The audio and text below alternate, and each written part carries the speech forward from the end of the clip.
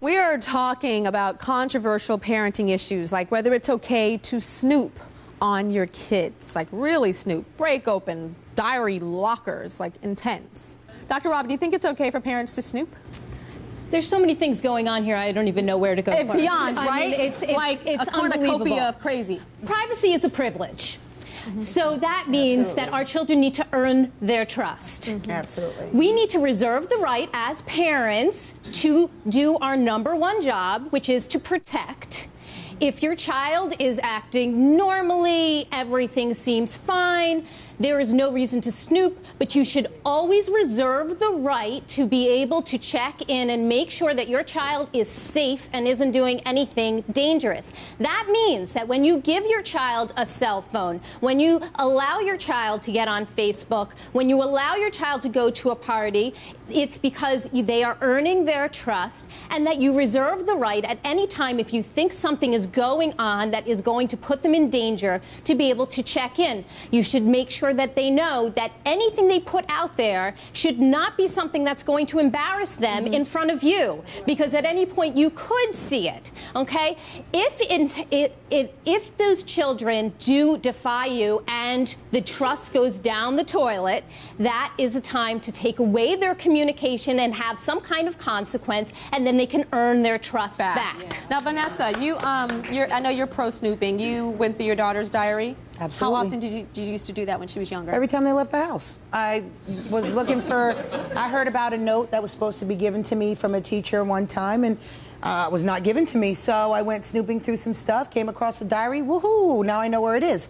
It was my pleasure to go through it, but I never went through it looking for stuff to incriminate against my kids. You people don't understand. If you're talking about, they'll come to you and tell you, if a child is depressed or having emotional issues, they are not coming to you to tell you that. A lot of times, they don't even realize it themselves. So you would snoop back in the day. I remember, like, you would drop her off at the movies, and then you kind of drive off, and then... No, I didn't drive off. I would sit there and watch. Yeah, but she didn't know that. She didn't know that. She'd think I was driving off, but I was watching because I want to make sure. You tell me you're going to the movies, that's who you're going with. And how old was she then? She was 16. 16. So she's 23 now. Right. And I think there's something you want to tell her now. What do you want to tell her now? 23 years old. I'm still snooping in your pocketbook, through your bills, through your stuff. Why are you doing that?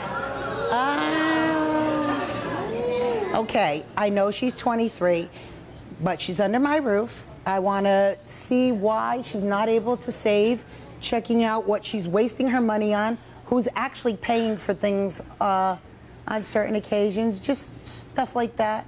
Look to see if there's any birth control in the pocketbook. Dr. Robyn, stuff. What's going on?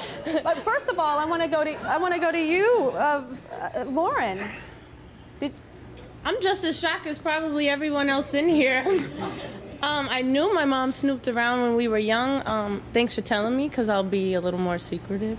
No, I'm actually joking a little bit. Like, I have grown a good relationship with her because of some of the snooping she has done. Dr. Robyn, there's some issues going on here.